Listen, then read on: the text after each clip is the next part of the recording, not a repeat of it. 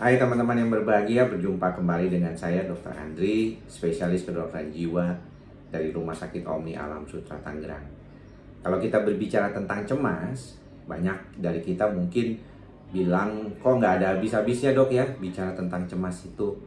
Memang teman-teman, kalau kita berbicara tentang masalah gangguan kecemasan, sebenarnya kan ini masalah yang biasa ya terjadi di dalam kehidupan kita. Begitu banyaknya sumber-sumber kecemasan karena otak kita ini selalu bekerja untuk menganalisis. Bahkan ketika kita beristirahat pun di malam hari saat kita tidur, banyak yang ketika mau tidur itu kita banyak memasukkan hal-hal yang mungkin akan jadi pikiran kita ketika kita masuk ke dalam fase tidur kita. Otak kita tetap mengelola informasi yang baru kita dapatkan itu gitu. Jadi tentunya teman-teman perlu fokus dulu pada diri kita sendiri dan bagaimana kita mengelola kecemasan itu sendiri. Nah, dalam kesempatan ini saya ingin mencoba melakukan suatu refleksi ya kepada teman-teman, dan juga teman-teman mungkin bisa melakukan refleksi kepada diri sendiri. Apakah teman-teman ini mengalami suatu keadaan yang mungkin sebenarnya cemas, yang agak sulit ya untuk istilahnya tuh diatasi, karena teman-teman sendiri ternyata lupa bahwa ada beberapa hal yang mungkin kita tidak sadari telah kita lakukan. Dan yang setahu saya secara teori maupun dalam praktek saya sebagai dokter jiwa maupun sebagai pribadi, saya menemukan banyak masalah gangguan kecemasan itu memang lebih dominan terkait karena faktor kita sendiri yang belum mengenali dan juga kita tidak melakukan apa-apa. Jadi sebenarnya kalau kita lihat di dalam konteks kecemasan itu sendiri, saya suka bilang sama teman-teman, kita itu sebenarnya mungkin ya sudah tahu nih apa yang mesti kita lakukan atau apa yang mesti kita perbuat untuk mengatasi kecemasan itu. Tapi sayangnya ya kita seringkali tidak terlalu aware ya, karena mungkin merasa kayaknya nggak punya kemampuan atau merasa susah gitu ya. Dan ini yang menjadi penghambat ya. Jadi obstacle ataupun penghambat pertama dari apa yang kita dipikirkan di otak kita itu sebenarnya dari diri kita sendiri, bukan dari lingkungan ya, bukan dari mana-mana.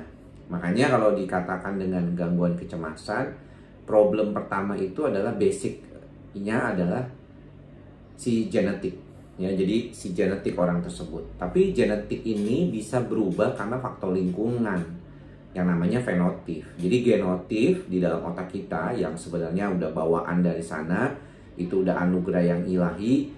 Tapi kemudian karena beraktivitas, kita berinteraksi dengan lingkungan, maka genetik itu bisa berubah gitu ya.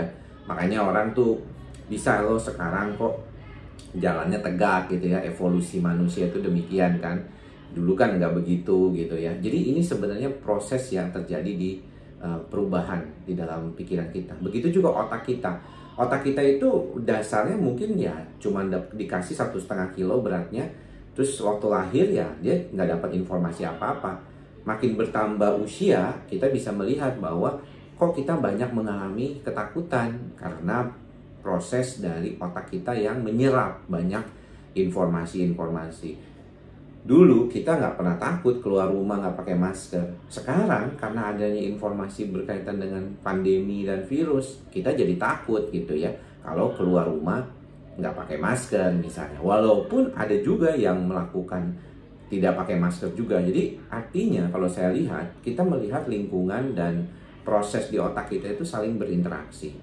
Nah, untuk itulah langkah pertama setelah kita mengenali gejala, yang paling penting untuk kita lakukan adalah kita menuliskan dulu apa saja nih yang kita mau lakukan. Saya itu punya buku ya, catatan ya, saya lupa tadi nggak siapkan, tapi itu saya selalu bawa dan review atau kita catat apa saja yang mungkin menjadi pikiran, perasaan, harapan, keinginan, cita-cita gitu, kita catat gitu ya, supaya kita bisa ingatkan diri kita kembali kalau kita lupa gitu. Memang di masa pandemi ini banyak harapan dan keinginan kita yang tertunda ya. Saya selalu bilangnya tertunda aja deh daripada kita merasa itu gagal total gitu ya. Harapannya mudah-mudahan nanti akan segera berlalu pandemi ini dan kita kembali normal.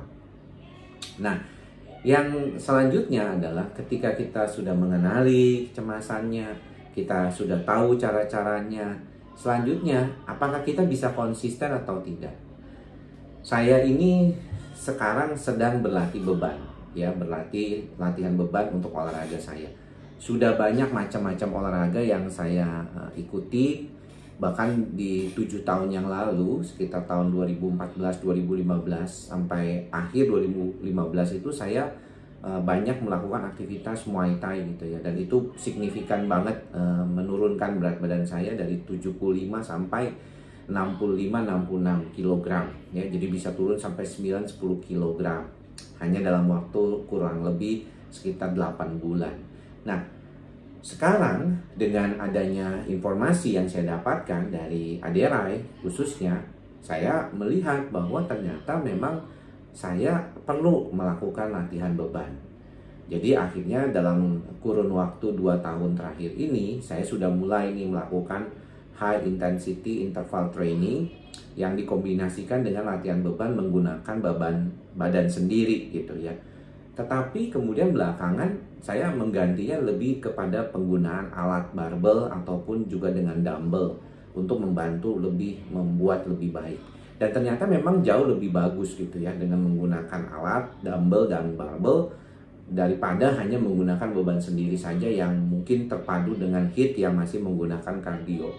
Artinya, saya mengenali masalah saya, yaitu berat badan saya yang mungkin tidak konsisten kalau misalnya saya nggak berolahraga teratur. Kemudian saya tahu problem masalahnya, saya tahu caranya, ya, saya menggunakan berbagai macam tipikal terapi dalam tanda kutip untuk badan saya, pakai HIIT segala macam. Lalu saya melakukannya dan secara konsisten. Sekarang saya latihan beban itu seminggu sekitar 4-5 kali, latihan kardionya sendiri 15 menit sampai berjemur dengan main basket seperti yang suka saya posting di YouTube juga ya. Jadi atau di Instagram saya Andri Psikosomatik. Jadi saya memang tetap konsisten ya, melakukannya sudah lebih dari mungkin sekitar sejak pandemi ini setahunan lah saya sudah mulai melakukan latihan-latihan beban yang terkoordinasi. Itu pun ya tentunya tidak akan sama dengan teman-teman yang sudah latihan bebannya teratur, sudah banyak menggunakan penggunaan alat. Kalau saya kan cuma barbel dan dumbbell saja misalnya, dan belum apa-apanya gitu ya. Dietnya juga masih agak bolong-bolong, kadang-kadang masih makan terigu seperti roti ataupun mie gitu ya kalau lagi kepengen gitu ya, atau misalnya makan nasi gitu yang cukup banyak juga gitu kalau makan nasi Padang ya. Jadi sebenarnya kita sudah tahu pun masih kadang-kadang langgar. Sebenarnya sama aja ketika kita memperlakukan kondisinya itu dalam keadaan bagaimana terapi cemas. Jadi teman-teman, yang paling penting itu sebenarnya tadi nomor 1 tuh seperti kita melakukan diagnosis buat diri kita sendiri. Kemudian kita menyiapkan resepnya ya, teman-teman sudah dapatkan resepnya dari mana-mana. Lalu ketiga melakukan ya, makan resep itu ya, dimakan obatnya gitu. Jadi nggak cuma diliatin aja terus udah gitu ya. Dan itulah yang harus kita lakukan secara konsisten. Nah, kalau misalnya kita lakukan secara konsisten, saya yakin akan ada perubahannya, ya, perbaikannya itu ada. Ya, teman-teman mendapatkan informasi dari saya aja, ada banyak yang bilang bisa mendapatkan perbaikan. Apalagi kalau misalnya konsisten, teman-teman juga belajar untuk tahu dasarnya apa yang menyebabkan penyebab dari pikiran-pikiran negatif, itu pasti akan jauh lebih baik lagi ke depannya. Ya, kita yakin itu. Ya, dan jangan lupa untuk selalu mengingat mantra kita bersama nih, ikhlas, sabar, dan sadar. Semoga kita semua menyatukan pikiran dan body kita ya, seperti gambar ini, mind and body itu bersinergi menjadi sesuatu yang akan jauh lebih baik ke depannya. Sampai bertemu lagi di lain kesempatan. Salam sehat jiwa. Bye-bye.